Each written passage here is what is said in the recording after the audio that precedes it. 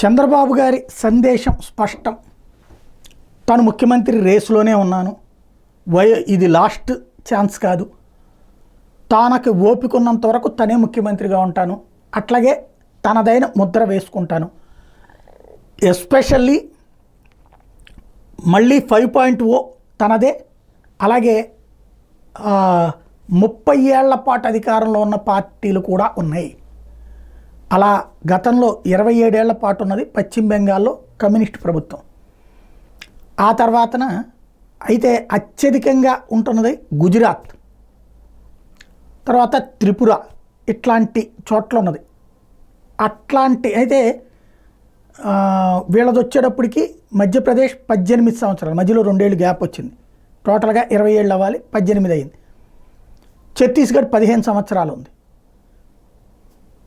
ఇక్కడ భారతీయ జనతా పార్టీ కమ్యూనిస్టులదే లెక్క.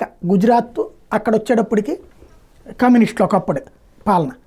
ఇప్పుడు మమతా బెనర్జీ కూడా దాదాపుగా 15-20 ఏళ్ళకు వచ్చేస్తుంది. ఆ తరహాలో తను శాశ్వతంగా ఉండాలని కోరుకుంటున్నాను. అట్లాగే అక్కడ చూస్తే ప్రత్యర్థుల అణచివేత అన్నటువంటి చాలా కఠినంగా ఉంది. ప్రత్యర్థి అనే వాళ్ళని లెగవనివ్వకుండా దెబ్బకొట్టింది మమతా బెనర్జీ. ప్రత్యర్థి అనే వాళ్ళని లెగవనివ్వకుండా దెబ్బకొట్టింది ఆ రోజున బెంగాల్లో కమ్యూనిస్ట్ పార్టీ.